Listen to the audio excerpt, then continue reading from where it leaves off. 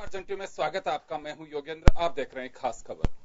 खास खबर में हम बात करेंगे उस खास मुद्दे की जिसके बारे में जानते सब हैं, लेकिन कुछ ऐसी चीजें हैं या कुछ कहे कि अनछुए कुछ ऐसे पहलू हैं जिन पर चर्चा करनी चाहिए। आज हमारा पैनल गैर राजनीतिक है और लंबे समय तक राजनीतिक दलों से वास्ता रखने वाले लोग चुनाव लड़ते हैं या कार्यकर्ता होते हैं, अपने नेता को जिताने के लिए, अपने प्रत्याशी को जिताने के लिए जान लगाते हैं। लेकिन इस लोकतंत्र के इतिहास में, लोकतंत्र में चौथा स्तंभ भी है।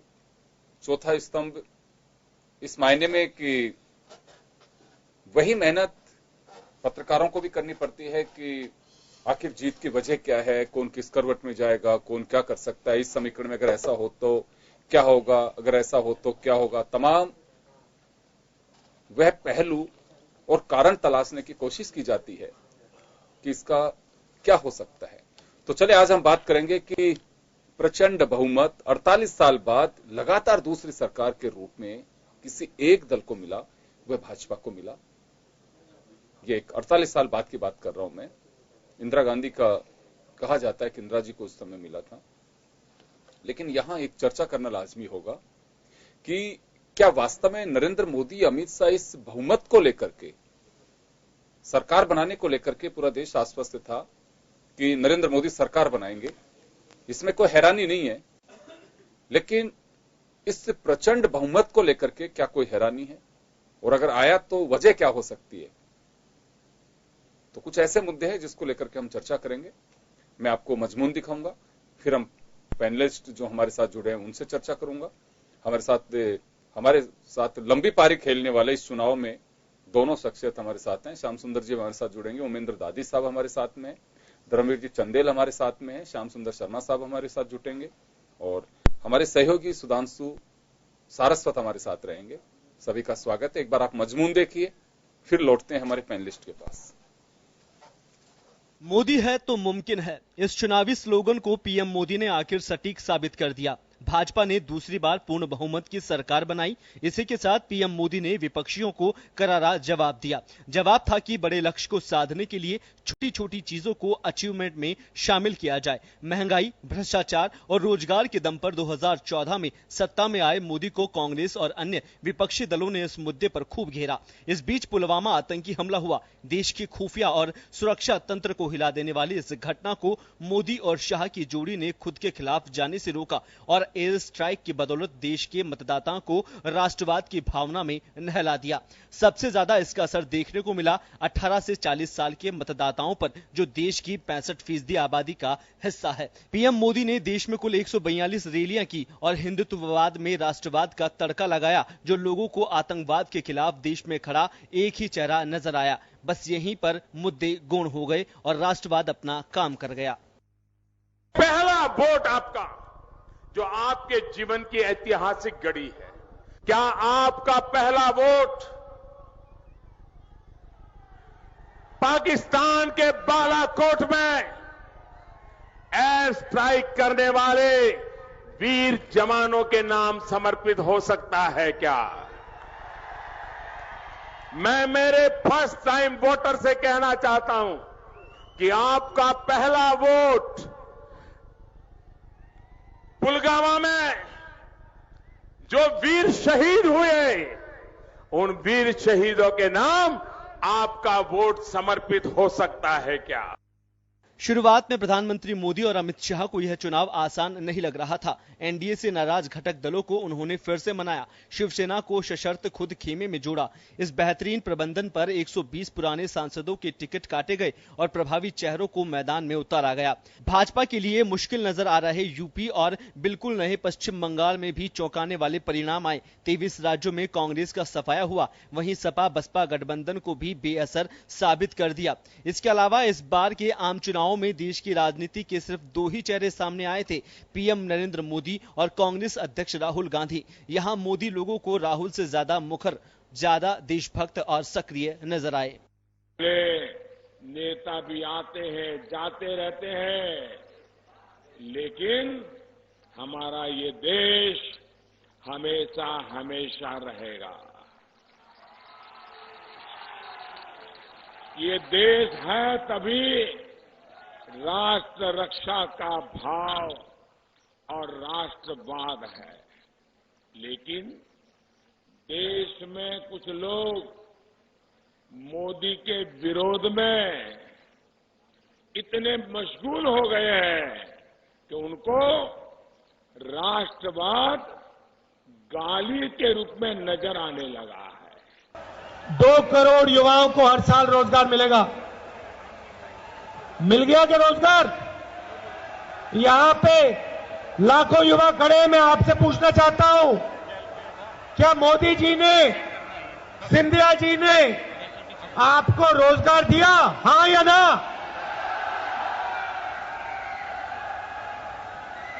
राजस्थान में 17,000 स्कूल आपकी सरकार ने बंद किए हैं।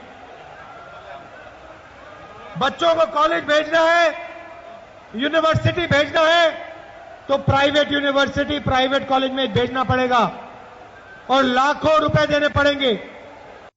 देश को मिली इस जीत को एक पार्टी की ना मानकर एक चेहरे की जीत माना जा रहा है और वो चेहरा है प्रधानमंत्री मोदी का। पीएम मोदी के कड़े फैसलों के बावजूद मिली इस अप्रत्याशित जीत ने यह तो साबित कर दिया कि मोदी है तो मुमकिन है, लेकिन जनता के इस अगाध विश्वास को मुमकिन में बदलना भी पीएम मोदी के लिए सबसे बड़ी जिम्मेदारी है। विजय वर्मा, जन टीवी न्यूज, जयपुर।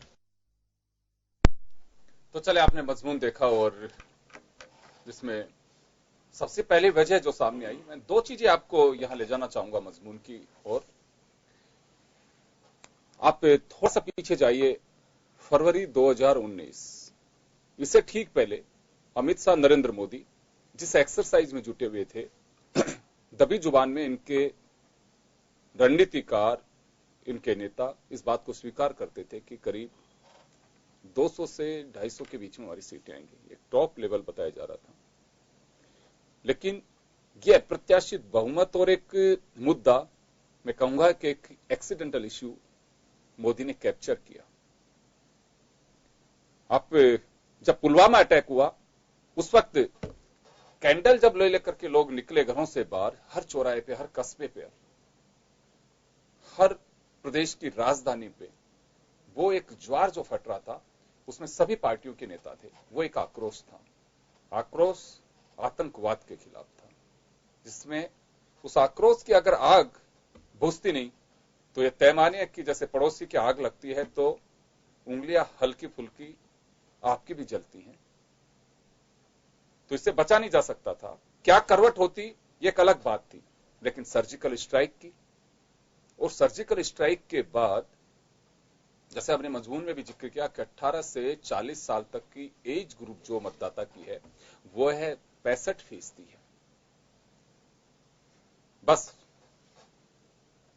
मोदी सरकार का सबसे बड़ा सिक्योरिटी फेलियर जो रहा पुलवामा अटैक, उसी का जवाब सर्जिकल स्ट्राइक से देकर के राष्ट्रवाद में ऐसा तब्दील कर दिया, इसे बेहतर प्रबंधन कहा जाएगा मोदी सरकार का, नरेंद्र मोदी अमित शाह की जोड़ी का। और मैं कहूंगा कि ये क्या उसके बाद में कहा जा रहा है कि जवानों के शौर्य को भुनाने की पूरी कोशिश की गई, यह प्रतिपक्ष का एक आरोप रहा, लेकिन यह ऐलान जंग है। आपके पास हुनर है, हथियार है, सामने एक दूसरी सेना खड़ी हुई है, अगर आपने उसको समय पे काम नहीं लिया तो कोई अर्थ नहीं रह जाता उनका, क्योंकि वहां पे आप गायत्री मंत्र से उच्चारण करके आप सेना को सामने से हटा नहीं सकते। वो युद्ध है, और यही लोकतंत्र का युद्ध है। नरेंद्र मोदी और अमित शाह ने अपने पूरे कौशल और प्रबंधन के साथ लड़ा। जो ये आपको आज मैंडेट दिखता है, ये महज इत्तेफाक नहीं कह सकते आप, ये उस प्रबंधन का नतीजा कहा जाना चाहिए। मुद्दा एक ऐसा मिला कि जिसके आगे सारी चीजें गौण होती चली गई। और दूसरा, अभी हम जो दिखा रहे थे आपको, 2 स्पीच आपने सुने, नरेंद्र मोदी और राहुल गांधी। दूसरा एक बड़ा कारण यह रहा कि तराजू में दोनों को रख करके प्रधानमंत्री के रूप में कांग्रेस राहुल गांधी को पेश कर चुकी थी, और नरेंद्र मोदी दूसरी पारी खेल रहे थे। नफा नुकसान सब नरेंद्र मोदी के खाते में था। अगर नुकसान होता तो उसकी जिम्मेदारी अमित शाह और नरेंद्र मोदी की होती, और आज अगर उनको बेनिफिट हुआ है तो इसकी वजह सिर्फ यही जोड़ी है। जब लोगों ने देखा कि नरेंद्र मोदी और राहुल गांधी में तुलना की जाती है, तो far better than Rahul Gandhi, Narendra Modi. तो ये एक बड़ी वजह जो मुझे दिखाई देती है। इसी चीज को लेकर के हम चर्चा करेंगे। मैं उमेंद्र जी के पास जाना चाहूंगा। उमेंद्र जी, मैं आपसे जानना चाहूंगा कि ऊहापोह की स्थिति बनी हुई थी, बहुत सारी चीजों के कयास लगाए जा रहे थे कि अगर कम बहुमत मिलता है तो नरेंद्र मोदी का क्या होगा, अमित शाह जाएंगे। लेकिन मुझे लगता है कि तमाम क्वेश्चन पेपर खुलने से पहले ही बंडल पे जो लिखा हुआ था उसने सोल्व कर दिए। योगेंद्र जी, चुनाव के समय हमने देखा होगा मोदी जी की बॉडी लैंग्वेज। उन्होंने हमेशा कहा अब की बार 300 पार, यानी वो कॉन्फिडेंस था, उनको विश्वास था कि देश की जनता अब के 300 के पार पहुंचाएगी। क्योंकि कोई व्यक्ति इस प्रकार का यदि बोलता है सार्वजनिक रूप से अब की बार 300 पार, तो इसका मतलब कहीं न कहीं उनके पास ये सूचना थी कि देश की जनता अब के आपको बहुत अच्छा मत देने वाली है। इन चुनाव में केवल एक ही बात चली, राष्ट्रवाद। राष्ट्रवाद के आगे बाकी सब विषय गौण हो गए। और ये जो प्रबंधन की बात जैसे आपने कही, अमित शाह जी का प्रबंधन ये है, और मैं इस बात को मानता हूं कि प्रबंधन पॉलिटिक्स का एक मुख्य भाग है। उसको इन्होंने करने में अच्छा प्रयास किया। ये भी हमें मानना पड़ेगा कि कांग्रेस के पास में कुशल प्रबंधकों की कमी रही है। कारण क्या रहे या कुछ आ नहीं पाए। यदि उनके पास भी एक शाह होता, अमित शाह जैसा कुशल प्रबंधक, तो शायद स्थिति कुछ चेंज हो सकती थी, बदल सकती थी। राजनीति में कई लोगों को साथ लेके चलना, अच्छे लोगों का चयन करना, उन्हें उचित काम देना, ये भी कला है, जो कि भी प्रबंधन का एक हिस्सा है। अब आप देखिए राजस्थान में जिस प्रकार का भाजपा ने प्रबंधन किया, प्रकाश जावड़ेकर जी को यहाँ की कमान सौंपी, यहाँ का प्रभारी बनाया, ताकि कोई असंतुष्ट या असंतुलन की स्थिति नहीं हो। सुधांशु त्रिवेदी जी को काम सौंपा, यानी आप देखिए भाजपा के कई प्रमुख लोग यहाँ राजस्थान में कमान संभालने के लिए आए। ये कुशल प्रबंधन का हिस्सा है और हर राजनीतिक दल को ये करना चाहिए। विधानसभा चुनाव में हमने देखा कांग्रेस ने भी प्रबंधन की एक अच्छी व्यवस्था की थी। कांग्रेस के कई बड़े नेता दिल्ली से यहाँ आए, उन्होंने यहाँ का प्रबंधन संभाला, उसका कांग्रेस को लाभ मिला। लेकिन लोकसभा चुनाव में कांग्रेस का ऐसा प्रबंधन हमको दिख नहीं पाया जिसका इन्हें नुकसान उठाना पड़ा। मैं भी ये मानता था कि शायद राजस्थान में कांग्रेस कुछ सीटें लेगी, लेकिन जब नतीजे आए तो चौंकाने वाले नतीजे हैं। करीब 20 राज्यों में कांग्रेस का बिल्कुल ही खाता नहीं खुल पाया, ये चिंता का विषय है। और राजस्थान में भी कांग्रेस के लिए समीक्षा चिंता का एक समय आ गया है। इनको चिंतन करना पड़ेगा, मंथन करना पड़ेगा। देखिए राजनीति में कल जैसा कि मोदी जी का भाषण हुआ, हम सब लोगों ने उसे सुना। उन्होंने विजय का श्रेय अपने कार्यकर्ताओं को दिया और देश की जनता के नाम दिया। कल का उनका जो भाषण था वो ये लगता था कि वो बहुत बड़ा आगे निर्णय लेने वाले हैं, देश की जनता को कोई नई चीज देने वाले। लेकिन मैं एक बात कहना चाहूंगा यहाँ पे उमेंद्र जी, जब ये गुजरात में बड़ौदा से जीते थे और बनारस से 2014 में लेके जाऊंगा मैं आपको, मुझे बहुत अच्छे से ध्यान है कि बड़ौदा में इन्होंने स्पीच दिया था जीत के बाद। कुछ गुजराती में बोल रहे थे, कुछ हिंदी में बोल रहे थे। तब भी अंदाज में मुझे कोई अंतर नहीं लग रहा, उस वक्त भी यही अंदाज था उनका और बिल्कुल वही शैली थी, वही कॉन्फिडेंस था, कार्यकर्ताओं को सर्वोपरि मानना, जनता का अभिनंदन। तो इसमें मुझे कोई नई बात नहीं लग रही है कि जब वो गए थे पार्लियामेंट की दहलीज को छू करके गए थे, उनपे ढोक लगा करके गए थे। जीतने के बाद में अडवाणी जी के भी जाकर के धोख लगाई जा रही है, पहले भी गए थे। तो मुझे लगता है कि देखिए ये चौंकाने वाली बातें नहीं है कोई ऐसी कि कुछ नयापन उसके अंदर है। बस चौंकाने वाली बात तो अगर होगी तो इस कार्यकाल में मोदी साहब के सामने जो चुनौती है, जो मैं दूसरे चरण में आप लोगों से बात करूंगा, मैं फिलहाल एक बार इस और आप लोगों से जानना चाहता हूं कि 303, 350 के जादुई आंकड़े को लेकर के क्या अपना अपना मानना है?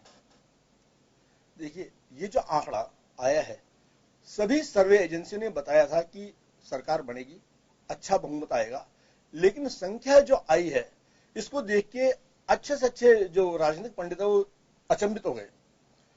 इन चुनाव में देश की जनता ने ये देख लिया कि अब क्या हमको पूर्ण बहुमत की सरकार इनको देनी है, ताकि जो ये कहते हैं कि हमें ये काम करना है या इनकी योजना है वो क्रियान्वित हो। देश की जनता ने पहला इनको एक मौका दिया। उस मौके के बाद में जो इन्होंने काम किया, उसके बाद में सेकंड अवसर इनको दिया है 60 महीने का। बिल्कुल, 60 महीने में पहला मौका और ये भरोसा। अब ये भरोसा कितना जीत पाएंगे, इसका परिणाम, सबसे बड़ी बात है, इसका नतीजा 2023 के चुनाव में सामने आएगा। जी, मैं लौटूंगा आपके पास में, धर्मवीर जी के पास जाना चाहूंगा। धर्मवीर जी, जो मैंडेट है प्रधानमंत्री बनना नरेंद्र मोदी दूसरी पारी के लिए, मुझे इसमें कोई हैरानी नहीं है। हैरानी उस आंकड़े में, और इसमें जरूर है कि इतना प्रचंड बहुमत मिलना ये एक बिल्कुल था कि अंदर इतना, मतलब ये था कि अंडर करंट में भी जो करंट चल रहा था उसे कोई नहीं पहचान पा रहा था। बिल्कुल सही कह रहे हैं। हम 2014 का चुनाव देखते हैं तो उस समय हमें हवा नजर आ रही थी, लोग चर्चा करते थे, लेकिन इस चुनाव में ऐसी हवा नामक कुछ दृष्टिकोण नहीं हुआ, ऐसा दृष्टिगोचर नहीं हुआ। लेकिन जनता ने तय कर रखा था कि हमें कोई विकल्प नहीं है। उस विकल्प शून्यता की स्थिति में जनता ने बीजेपी को थंपिंग मेजोरिटी दे दी। अब इसमें कुछ जो मैं कारण जान पाया हूं और मैं समझ पाया हूं, उन प्रमुख कारणों में कई ऐसे कारण हैं। यदि उनको कांग्रेस पार्टी ने ध्यान में रखकर काम किया होता तो कांग्रेस की ऐसी गत नहीं होती, क्योंकि कांग्रेस पार्टी के पास भी विकल्प खुले थे, वो भी अलायंस कर सकती थी जिस प्रकार बीजेपी ने किए। कांग्रेस अपोजिशन में थी तो उसके पास अलायंस के ज्यादा मौके थे, लेकिन वो अलायंस नहीं कर पाई। उसके पास 22 पार्टियां रही, जबकि जो रूलिंग पार्टी बीजेपी थी उसे 33 दलों को जोड़ा। अब आप देखिए, कांग्रेस पार्टी अपने अतीत को लेकर हर्षित रही, उसने प्रयास नहीं किया कि कहीं ना कहीं गठबंधन हो जाए। जबकि भारतीय जनता पार्टी ने अपना भविष्य देखा कि यदि मान लो सीटें कम आती है, यदि या किसी स्टेट में हमारी स्थिति कमजोर है या हम वहां नहीं है, तो किसी पॉलिटिकल पार्टी से हमारा अलायंस होता है तो फ्यूचर में हमारे लिए बेटर देन की स्थिति हो सकती है। लेकिन कांग्रेस अपने अतीत को लेकर ही खुश होती रही कि हम क्यों बात करें, हमें नहीं चर्चा करनी चाहिए। क्योंकि इसका प्रत्यक्ष उदाहरण हमें उत्तर प्रदेश से दिखाई पड़ता है कि यदि उत्तर प्रदेश में ढंग से बातचीत होती, महागठबंधन का सही स्वरूप आता और कांग्रेस पार्टी वहां पर अपने प्रत्याशी नहीं लड़ाती और प्रियंका गांधी वहां प्रचार नहीं करती, तो ऐसी स्थिति नहीं आती। क्योंकि प्रियंका के प्रचार करने से कहीं न कहीं जो कांग्रेस के प्रत्याशी थे उन्होंने वोट खींचे, और उनके वोट खींचने से महागठबंधन का जो स्वरूप बनना चाहिए था वो कहीं न कहीं कमजोर हुआ है। इसके अलावा यदि कांग्रेस ने पूरा फोकस से महागठबंधन करके किया होता तो आज परिस्थितियां कुछ और होती। दूसरा, मुझे लगता है कि चुनाव के दौरान ही कुछ ऐसी गतिविधियां हुई जिसने बीजेपी को प्लस में कर दिया। हम देख सकते हैं कि संयुक्त राष्ट्र संघ ने जो फैसला दिया, उस समय चुनाव चल रहे थे पूरे देश में, कुछ फेजेज में हो गए थे, कुछ फेजेज में होने की तैयारी थी। अजहर मसूद को जिस प्रकार अंतर्राष्ट्रीय आतंकवादी घोषित किया, उससे देश के लोगों को लगा कि भारतीय जनता पार्टी के नेता ही कुछ कर सकते हैं। तो उससे उस एक फैसले ने बीजेपी की फिजा बदलने में काफी अग्रणीय भूमिका निभाई है। इसी प्रकार हम देखते हैं कि जो उच्चतम न्यायालय का फैसला आया राहुल गांधी को लेकर कि आप हमें कोर्ट करके ये मत कहिए कि न्यायालय ने कहा है कि चौकीदार चोर है। यदि आप कहते हैं तो आप अपने बिहाफ पे कहिए, ये मत कहिए कि न्यायालय ने ये कहा है कि चौकीदार चोर है। और उसके बाद उनसे 2 माफीनामे भरवाए गए। वो प्रक्रिया चुनाव के दौरान हुई।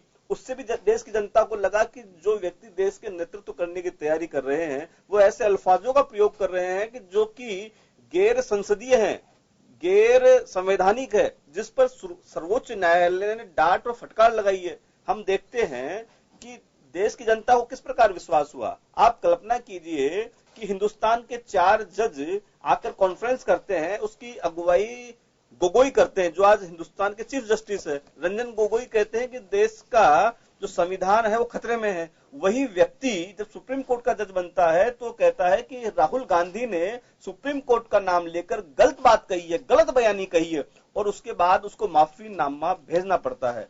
तो मुझे लगता है कि जिस प्रकार की चुनाव के दौरान जो गतिविधियां हुई उससे कांग्रेस को बैकफुट पे जाना पड़ा।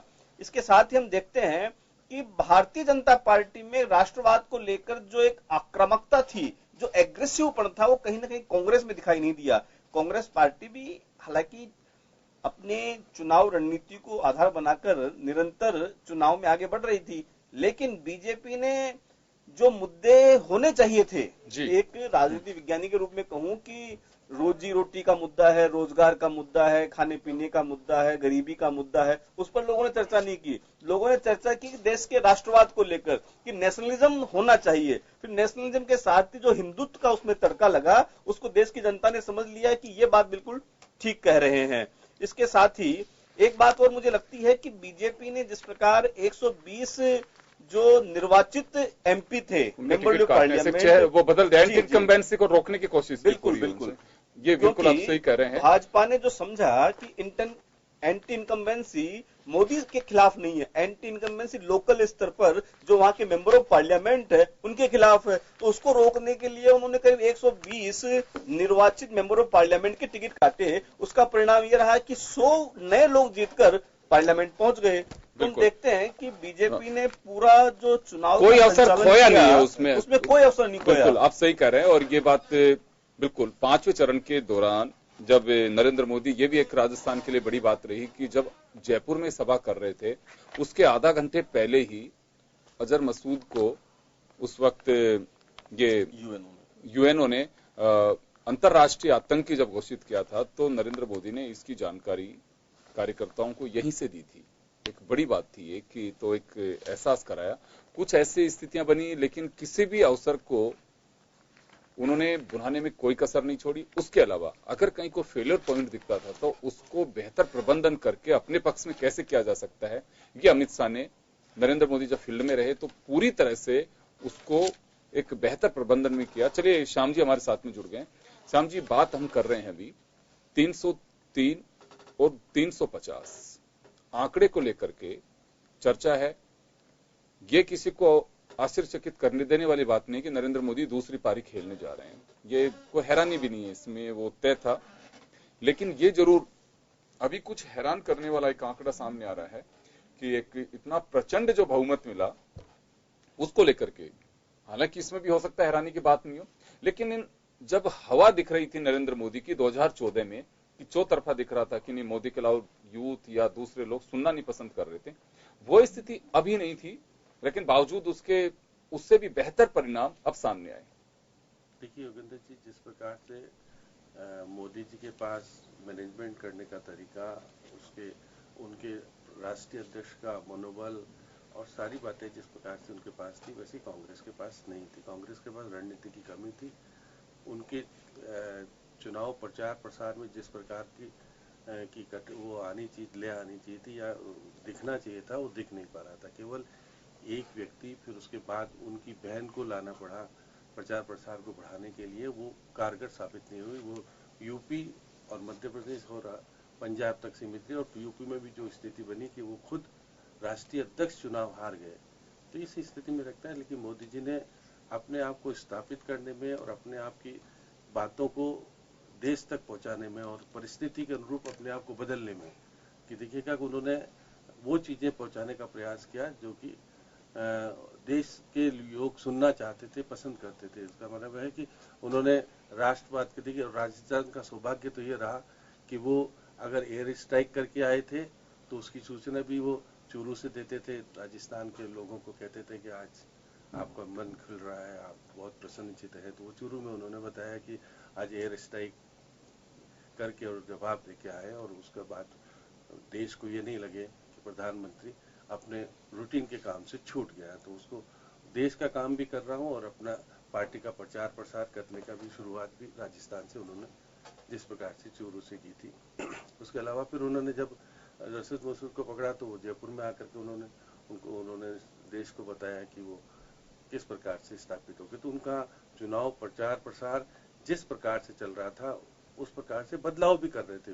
हर स्टेप में देखिएगा, पहला, दूसरा, तीसरा, चौथा, पांचवा, सातवां, सब में अलग तरह से स्ट्रेटेजी अपनाते हुए प्रतिपक्ष को किस प्रकार से घेरना है, कहाँ पंजाब में प्रचार करने जाना है तो उनको सिख के ऊपर आक्रमण हुआ, सिख प्रकार का जो घटना हुई उसको अंकित करना। तो उन्होंने जिस प्रदेश में जिस तरह की स्थिति को देखा उस तरह से अपने आप को बदलाव किया और वहाँ की परिस्थिति को अपने आप में ढालने की भी कोशिश की, और कोशिश की कि वो उस जमीन से जुड़े हुए हैं, उस जमीन के बारे में जानते हैं, ये वहाँ के लोकल लोगों को भी बताने का प्रयास किया। तो सफल हुए और उसने निश्चित कहा सकता है कि 1,50,000 किलोमीटर की यात्रा अगर प्रधानमंत्री करते हैं और प्रतिदिन 4,000 किलोमीटर की यात्रा अगर कोई करे चुनावी सभा को लेकर के, तो निश्चित कहा जा सकता है कि उनके जो रणनीति और सारी बातें और उनका भाग्य भी साथ दिया। इसलिए कहा जा सकता है कि उन्होंने ये बताने का प्रयास किया कि मैं तो कुछ नहीं कर रहा, मेरे ऊपर दाग हो सकता हो कि किसी कारण से लग जाए, लेकिन आप लोग सचेत रहना हो, मैंने किया है तो आप बता दीजिए। उन्होंने चौकीदार चोर है उसको भी कन्वर्ट करके लोगों को बताया कि चौकीदार आप बनिएगा, कोई कमी है तो आप उसको सुधारने का प्रयास कीजिए, मुझे बताने का प्रयास कीजिए।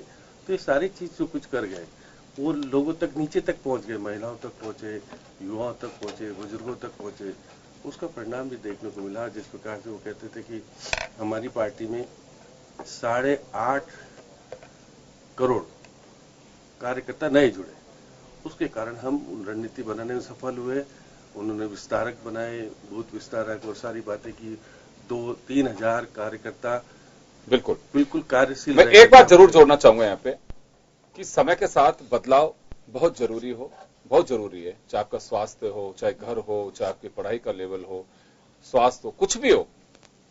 समय के साथ बीजेपी ने अपने आप को बदला, बीजेपी ने अपनी रणनीति बदली और जो आज डिमांड जिस चीज की है उसको वैसे ही तब्दील करने की कोशिश की। लेकिन कांग्रेस अपने पुराने डर्रे पे रही या कुछ रणनीतिकारों की कमी, जैसे धर्मवीर जी अभी कह रहे थे कि वो ऐसे रणनीति नहीं बनाई पाई, और अगर बनाने की कोशिश भी की, प्रयास भी किए। ये बात कर रहे हैं गठबंधन की, क्योंकि मोटी सभी राजनीतिक दलों का, गैर भाजपाइयों का, गैर एनडीए के दलों का एक ही था कि नरेंद्र मोदी को हटाया जाना चाहिए।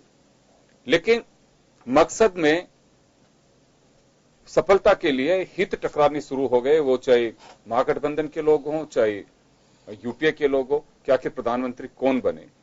रिजल्ट से पहले ये टकराव जब आया सामने, यही बड़ी वजह रही कि कांग्रेस, बीएसपी और समाजवादी पार्टी के साथ में गठबंधन नहीं कर पाई, जो अभी धर्मवीर चंदेल जी कह रहे थे कि इसकी वजह से एक बड़ा नुकसान हुआ। और नुकसान की जब देखिए, एक बार अगर स्थितियां बनना शुरू हो जाती हैं तो आपके माहौल पर उसका बहुत जबरदस्त असर पड़ता है। आप एक हताशा में चले जाते हैं, आपका कॉन्फिडेंस लेवल एक अलग होता है। जब सामने लगता है कि टक्कर दो ही ध्रुवों में इस वक्त है, तो बड़ी चीजें अलग होती हैं। बीजेपी को हो सकता है कि और ज्यादा ताकत लगानी पड़ती। खैर, हम केवल उन परिस्थितियों को इंगित करते हुए चर्चा कर रहे हैं कि वास्तव में कहां फेलियर पॉइंट प्रतिपक्ष के रहे और मोदी ने ऐसे कौन से अवसर हुए जो अमित शाह के माध्यम से जिनको भुनाने की पूरी कोशिश की और सफल हो गए। चलिए एक छोटे से ब्रेक के लिए रुकेंगे, ब्रेक के बाद लौटते हैं।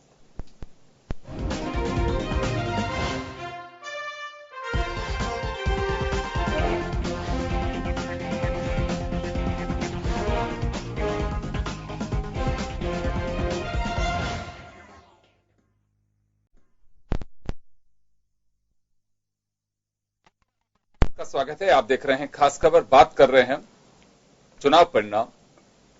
सुधांशु हमारे साथ में इस वक्त। सुधांशु, कुछ चर्चा है क्योंकि आज ये जो देख रहे हैं आप हमारे अतिथियों की तस्वीर, इसमें अलग अलग एज ग्रुप के लोग हैं। लेकिन आप श्याम जी को बिल्कुल नरेंद्र मोदी जी के बराबर भी मत मानिए, इनका लेकिन एक अपना एक एक्सपीरियंस है। ये चर्चा सिर्फ इस वजह से है कि जब हम लोग मॉर्निंग में होते हैं, अलग अलग लोगों से मिलते हैं, तो रिएक्शन क्या आता है पब्लिक का।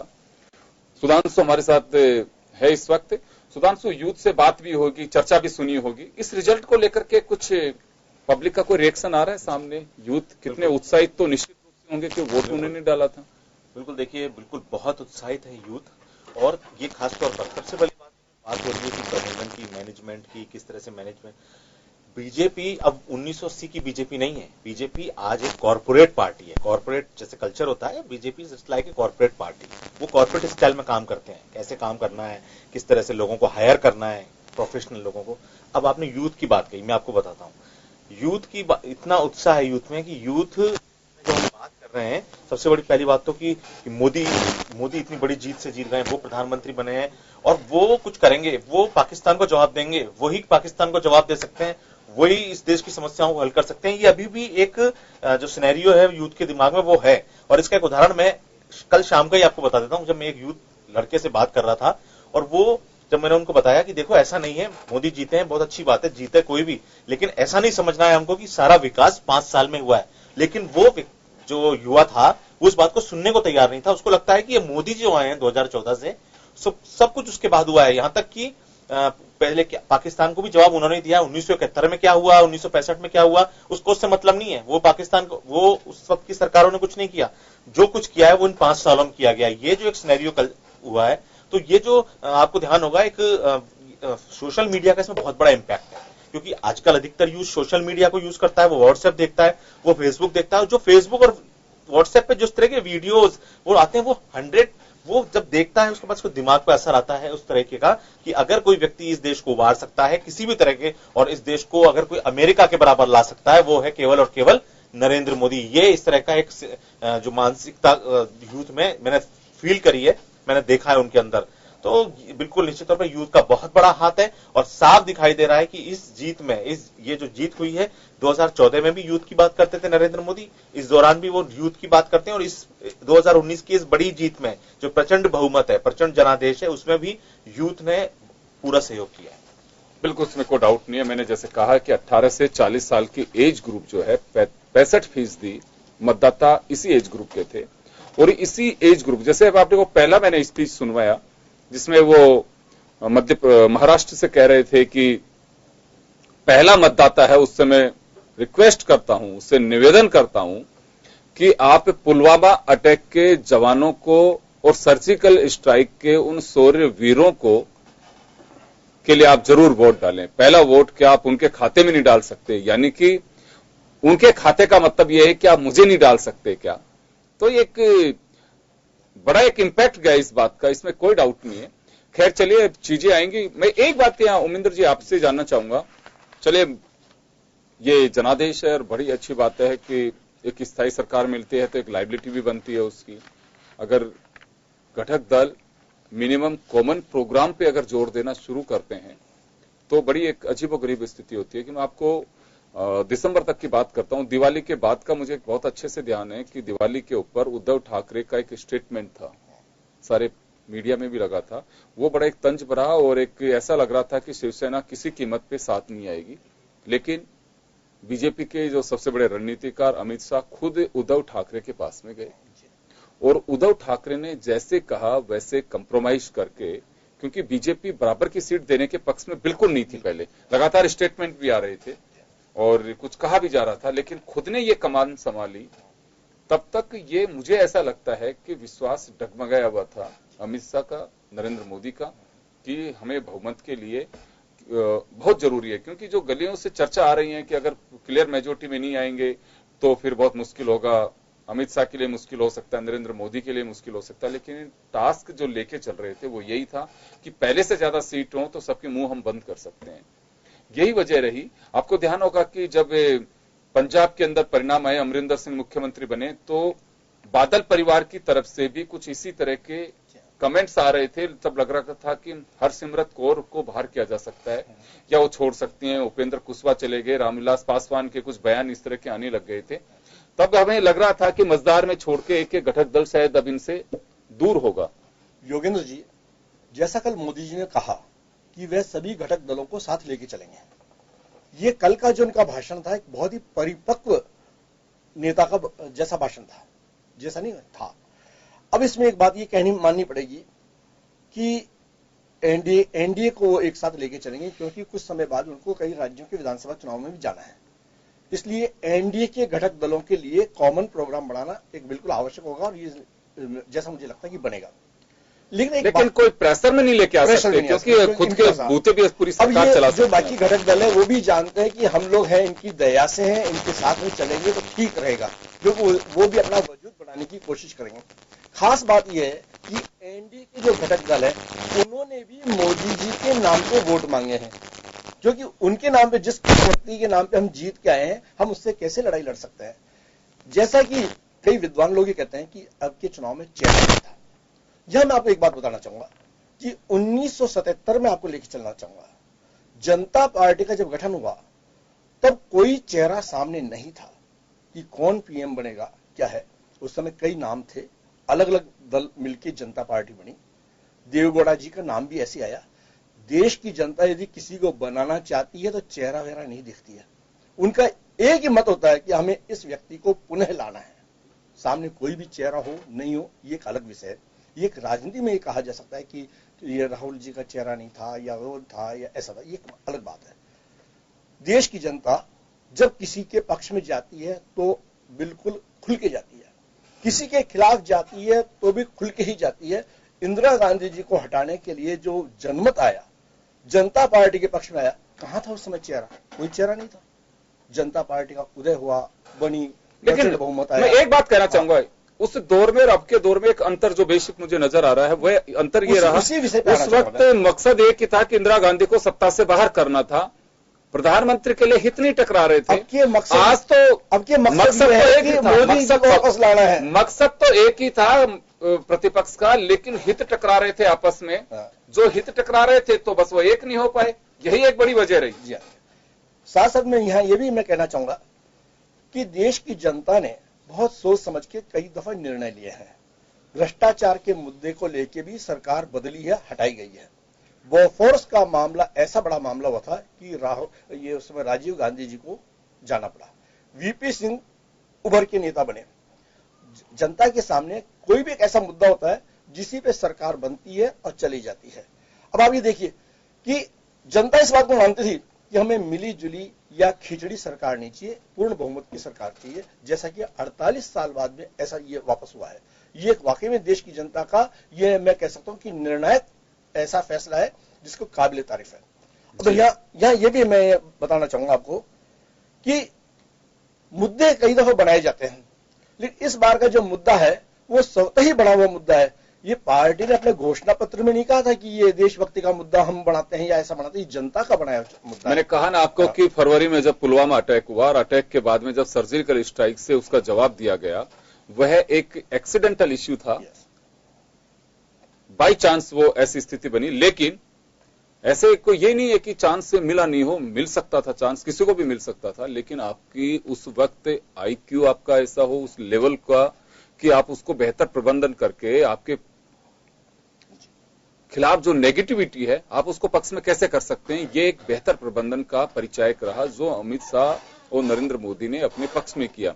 ये यूं नहीं है कि ऐसे चांस कभी किसी को नहीं मिलते हैं, बहुत सारे चांस मिल सकते हैं। चांस ऐसा नहीं है कि राहुल गांधी सहित प्रतिपक्ष को नरेंद्र मोदी के खिलाफ नहीं मिले हों, बहुत सारे चांस ऐसे मिले हैं, लेकिन वो बुना नहीं पाए। प्रतिपक्ष की भूमिका में जिस तरह से होना चाहिए, पब्लिक को ये लगता है कि बिल्कुल नोटबंदी जैसा इश्यू है, सबको ये लग रहा था कि नोटबंदी बहुत ही गलत कदम रहा, पब्लिक परेशान रही, सारी चीज, लेकिन वो जनता की आवाज नहीं बन पाई।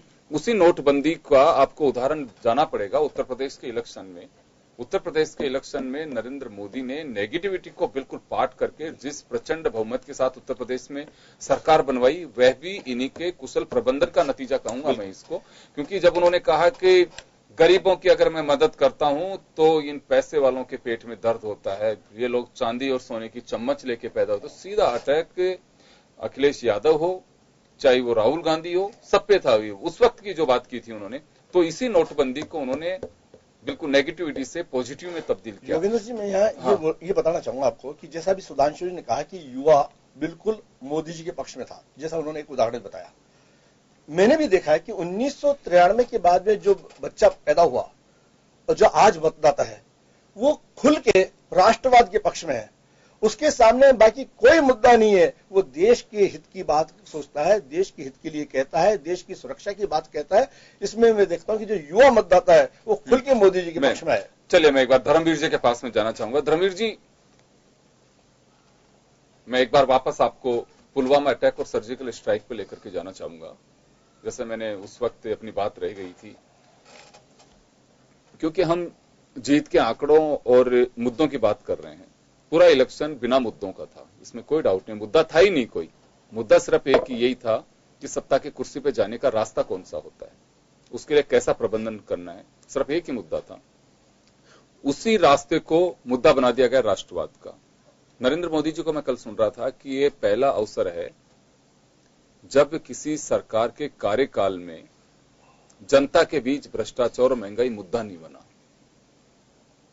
ये उनका स्पीच की बात कर रहा हूं मैं, मुद्दा था नहीं था ये एक अलग इश्यू है, बट ऐसा लगता है कि कोई मुद्दा था ही नहीं, मुद्दा विहीन था, तो हम मुद्दा कौन सा उठाते? मुद्दे तो प्रतिपक्ष अगर कोई उठाता तो हम उसका जवाब देते।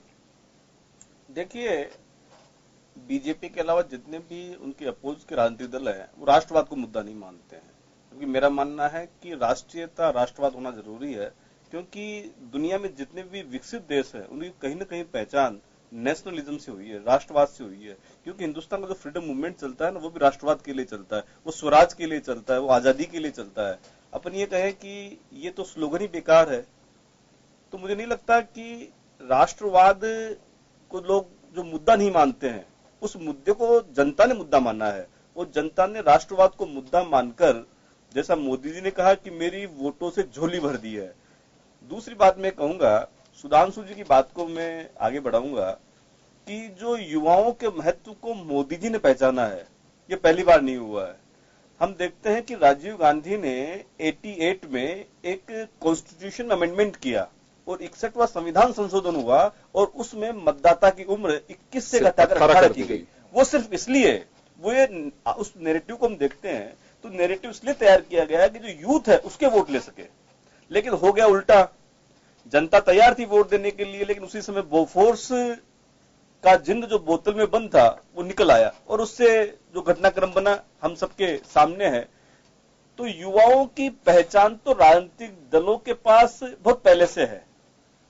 दूसरी बात मैं कहूंगा कि इस पूरे चुनाव में हम देखते हैं कि जो जाति की राजनीति थी, जो धर्म की राजनीति थी, उसको जनता ने खारिज कर दिया। क्योंकि हिंदुस्तान में बहुत सारे चुनाव धर्मनिरपेक्षता के नाम पर लड़े गए हैं, सेकुलरिज्म के नाम पर लड़े गए हैं। अब देश की जनता ने सोचा कि सेकुलरिज्म नाम की कोई चीज नहीं है, उसको कथित सो कॉल्ड मानते हुए उसको खारिज कर दिया। जो धर्मनिरपेक्षता, जो पंथ निरपेक्षता, ये जो कहना चाहिए जो कास्टिज्म की जो जन्म देने वाला प्रदेश है उत्तर प्रदेश, वहां की जनता ने दूसरी बार कास्टिज्म को नकार दिया, सेकुलरिज्म को नकार दिया, धर्मनिरपेक्षता को नकार दिया। इसके साथ ही जो लोग ये कहते थे, ये जिनकी कुटुंब के आधार पर पार्टियां थी, मैं कहूंगा कि उनकी विरासत क्या रही। जिस डॉक्टर लोहिया का नाम लेकर वो राजनीतिक दल का संचालन करते हैं, वो डॉक्टर लोहिया इसके खिलाफ थे कि कुटुंब पर आधारित पार्टियां नहीं बननी चाहिए, लेकिन जो कुटुंब आधारित पार्टियां है उसको भी इस देश की जनता ने खारिज किया है। और अब मुझे लगता है कि आने वाले समय में निश्चित रूप से इस देश में विकास की एक बयार बहनी चाहिए। मतदाताओं ने अपना काम किया वोट देकर, अब काम करने का आगाज सरकार का है कि वो किस प्रकार काम करती है। क्योंकि दुनिया में ऐसे अनेक उदाहरण हैं कि जिन्होंने विकास और राष्ट्रवाद के आधार पर विकास यात्रा शुरू की और विकास यात्रा फलीभूत हुई। मैं रोक रहा हूं आपको, एक बार मैं श्याम जी के पास जाना चाहूंगा। मैं रात को चाइना के एक ऑथर का कुछ आर्टिकल पढ़ रहा था। चीन में राष्ट्रवाद बच्चा की जब से समझ होती है, कूट कूट के भरा जाता है। उसमें कूटने का मतलब मेरा है कि उसमें संस्कार वैसे ही दिए जाते हैं। श्याम जी, यह एक बात मैं जानना चाहूंगा, वहां के राष्ट्रवाद को वास्तव में मेरे को मतलब काफी अच्छा लगा कि अभी भी हम उस राष्ट्रवाद से दूर हैं। वैसा राष्ट्रवाद हमारे यहां नहीं है, लेकिन हाँ ये भी है कि राष्ट्रवाद की वजह से इस देश को आजादी मिली थी। अगर वो राष्ट्रवाद का ज्वार नहीं फटता उस वक्त के लोगों में, आजादी के दीवानों में, तो देश आजाद नहीं हो सकता था। वो राष्ट्रवाद था। लेकिन वह आजादी के पहले का जो राष्ट्रवाद था, जिसमें कहा यह जाता है कि किसके लिए, सिर्फ देश के लिए मरना है, देश के लिए जीना है, अंग्रेजों की हुकूमत को बाहर करना, वो एक राष्ट्रवाद का ज्वार वो था। जो आज एक ही बात सिखाई जाती है कि सरकार किसी की भी हो, देश में कोई आएगा कोई जाएगा, लेकिन राष्ट्रवाद आप में होना चाहिए। हर व्यक्ति को ट्रेनिंग वैसी दी जाती है। इस चुनाव में राष्ट्रवाद रहा, पूरा राष्ट्रवाद रहा। राष्ट्रवाद का क्या वास्तव में ऐसे गुर सिखाए गए या नेताओं की स्पीच से वो राष्ट्रवाद झलक रहा था जो वास्तव में एक राष्ट्रवाद होना चाहिए? राष्ट्रवाद तो आज मैं कब नहीं कहूंगा कि जय हिंद, या राहुल गांधी नहीं कहेंगे जय हिंद, या अमित शाह अलग तरीके से जय हिंद कहेंगे। ये राष्ट्रवाद थोड़ा सा डिफरेंट था। देखिए युगेंद्र जी, जिस प्रकार की घटना घटी और घटना के बाद जो देश में माहौल बना, उसको बिल्कुल तरीके से रणनीति के तहत बीजेपी ने उसको लिया और प्रधानमंत्री और पूरी पार्टी ने उसको परोसा, जिसको जनता ने पसंद किया और उसका परिणाम जी बिल्कुल बदलाव हो गया। अब देखिएगा कि जब आप देखिए 3 राज्यों की जब उनकी सत्ता जब बीजेपी से छीनी गई, राजस्थान, छत्तीसगढ़ और मध्य प्रदेश, उसके बाद बीजेपी बहुत सतर्क हो गई थी। क्योंकि हम इन राज्यों में जहां कि हमने 25 सारी की सारी सीटें लोकसभा की जीती थी और आज हमारी सत्ता चली गई, उस पर मंथन हुआ, बाकायदा बहुत कुछ हुआ। उसके बाद बीजेपी ने अपनी रणनीति को बहुत तेजी से परिवर्तन कर दिया। आपने विस्तारक सारी बातें की और एक एक प्रदेश में जाकर के राष्ट्रीय अध्यक्ष ने जो कुछ रणनीति बनाई और वहाँ के लोगों को, और सबसे बड़ी मॉनिटरिंग जो अमित शाह को रिटर्न जरूर चाहिए था कि हो क्या रहा है वहां पर, उसकी जानकारी होनी चाहिए। जो लोग काम नहीं कर रहे थे उनको साफ कहा गया कि बाहर हो जाइए। उसका हमने राजस्थान में भी देखने को मिला। वसुंधरा जी को कहा गया कि आपको करना तो करिए, जहाँ रहना रहिए, लेकिन आप इसके अनुसार चलेंगे तो ठीक है। तो देखिए बहुत सारी चीजें परिवर्तन आया और इस चुनाव में आपने देखा होगा कि उनको वो तरजीह होती थी वो नहीं मिली और उनके अनुरूप 5-7 टिकट दिए गए। उसके अलावा उन्होंने अपने टिकट बिल्कुल एक सर्वे के आधार पर, लोगों की बातचीत के आधार पर बांटे और वो परिणाम वापिस से 25 की 25 सीटें आ गई। तो क्योंकि बहुत सारी चीजें ऐसी हुई है कि आप देखिएगा ये नहीं है कि कांग्रेस का अस्तित्व खत्म हो गया या कांग्रेस कभी जीवित नहीं रहेगी, है कुछ परिवर्तन आया है। ये राजनीति में परिस्थितियों के अनुरूप अगर पार्टी निर्णय लेती है, वो तो आप सही कहा कि पार्टी में अब कार्यकर्ताओं की वजह इवेंट मैनेजमेंट और कॉर्पोरेट कल्चर का जो हिस्सा सामने आ गया है। लगता है कि प्रधानमंत्री जी और पार्टी के राष्ट्रीय अध्यक्ष कहते हैं कि कार्यकर्ताओं की बदौलत हम आए हैं, लेकिन बहुत सारी चीजें देखेंगे जब नजदीकी से देख लेंगे कि पार्टी के कार्यकर्ताओं को सक्रिय करने में बीजेपी के लोग माहिर हैं। वो इमोशनली थे कि भावनात्मक रूप से जोड़ते हैं और भावनात्मक रूप से उनको देखिए हम प्रबंधन की बात कर रहे हैं श्याम जी, मुझे बहुत अच्छे से ध्यान है। मैं खैर वहां अंदर तो नहीं बैठा हुआ था, लेकिन मेरे को किसी नेता से बात हुई तोतुका भवन जयपुर में, जब अमित शाह की मीटिंग कार्यकर्ताओं की विस्तारकों की सबकी ले रहे थे तो मोटरसाइकिल उस वक्त तक आई नहीं थी। 110 बाइक आनी थी, लेकिन उन्होंने नाराजगी जताते हुए चंद्रशेखर के सामने अंदर चले गए थे। वो वापस आए, तब उन्होंने एक बात कही, मुझे लगता है कि एक वो वाक्य किसी भी कार्यकर्ता के लिए, किसी भी नेता के लिए मार्गदर्शन का हो सकता है। पार्टी लाइन से अलग भी मैं कहना चाहूंगा कि हम 90% काम करते हैं, 10% नहीं करते हैं, वही जनता के बीच चर्चा का विषय रहता है और उसी को हम एंटी इनकम्बेंसी कहते हैं। एंटी इनकम्बेंसी ऐसा कोई बीज नहीं बोया जाता जिसकी कोई खेती होती हो। ये बात बिल्कुल सत्य है कि काम मैक्सिमम जब किया जाता है और छोटा सा काम नहीं होता है तो वो आपकी एंटी इनकम्बेंसी होती है। लेकिन एंटी इनकम्बेंसी जब पैदा होती है कि जब आप 90% काम को भुनाने में विफल रहते हैं, आप जनता के बीच नहीं कह पाते हैं कि हमने काम ये किया है। ये बिल्कुल सत्य है, इसमें कोई बात ही नहीं है। एंटी इनकम्बेंसी होती यही है कि आपने काम खूब किया लेकिन जनता के बीच शनिवार और रविवार को ही रहते थे, बाकी 5 दिन नहीं रहते थे। लेकिन आपको ब्रीफ करना होगा, आपको ऐसा सिस्टम डेवलप करना चाहिए कि भाई अगर मैं 7 दिन यहाँ बैठूंगा तो आपके काम राजधानी में जाकर करेगा कौन, विधानसभा में कौन जाएगा।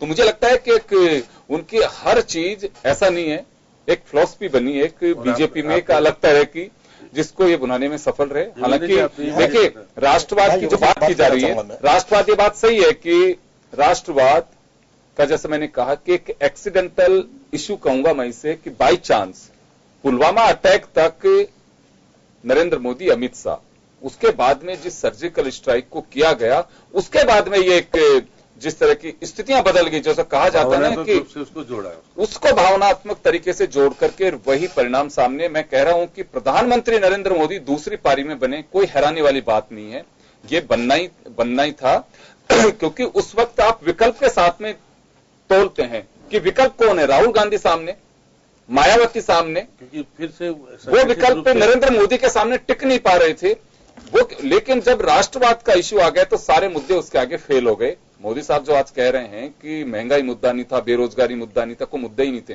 मुद्दे थे, बेरोजगारी मुद्दा है, लेकिन ये बस बताते रहे।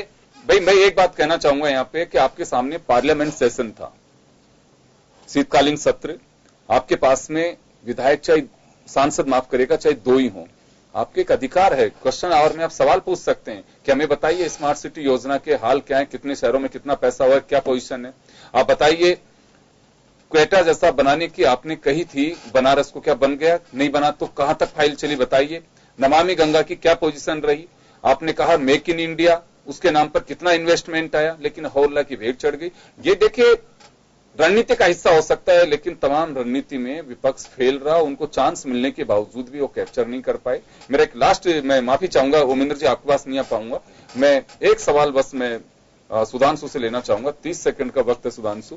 मैं आपसे जानना चाहूंगा कि क्या यूथ अब मोदी साहब पे भरोसा तो किया है, लेकिन 60 साल बनाम 60 महीने ये सब चीजें सुनी जाएंगी आगे, या फिर अब मोदी साहब को भी उन भावनाओं को और इस मैंडेट को समझना चाहिए कि ये यूं नहीं है, ये भावनाओं में बहा हुआ ज्वार है, ये हमेशा टिक भी नहीं सकता है। बिल्कुल, प्रधानमंत्री मोदी को इस बात को समझना होगा कि ये जो प्रचंड जनादेश मिला है, इतनी बड़ी संख्या में लोगों ने उन पर विश्वास जताया। अब जो उन्होंने, देखिए, ये इसको मैं कोट करते हैं उनके जो भाषण से ही कहता हूं कि मैं अब नेक इरादे से और बदनीयती से इस तरह का जो उन्होंने कहा, मैं काम नहीं करूंगा, ऐसे ही नहीं कह दिया उन्होंने भाषण को। जब भी भाषण देने आए, इसके पीछे आप इसको 2014 और 2019 से जोड़िए, इनके जो कार्यकाल को, कुछ ना कुछ वो फील कर रहे थे कि इसी कारण से उन्होंने बात कही और मैं पल पल उसको देश को सौंपूंगा। बिल्कुल। तो चलिए, मैं माफी चाहूंगा, समय कम है, लेकिन मैं एक छोटा सा चलते चलते एक बात जरूर कहना चाहूंगा। आप लोगों ने सबने देखा भी होगा, मुझे ध्यान है कि 2014 के अंदर शिक्षक दिवस के रूप में पहली बार जब स्मृति ईरानी एचआरडी मिनिस्टर हुआ करती थी, तो दिल्ली से ये अलग अलग स्कूलों को संबोधित कर रहे थे, वीडियो कॉन्फ्रेंस के जरिए चर्चा कर रहे थे। तो एक बच्चे ने कहा कि क्या मैं प्रधानमंत्री बन सकता हूं, तो उन्होंने कहा कि 2024 तक तो आप भूल जाइए, उसके बाद में विचार करना। तो मुझे लगता है बड़े कॉन्फिडेंट थे वो पहले से कि 2 पारी तो मुझे खेलनी है। चलिए, बहुत बहुत शुक्रिया आप सभी का, और खास खबर में आज इतना ही। दीजिए इजाजत, नमस्कार।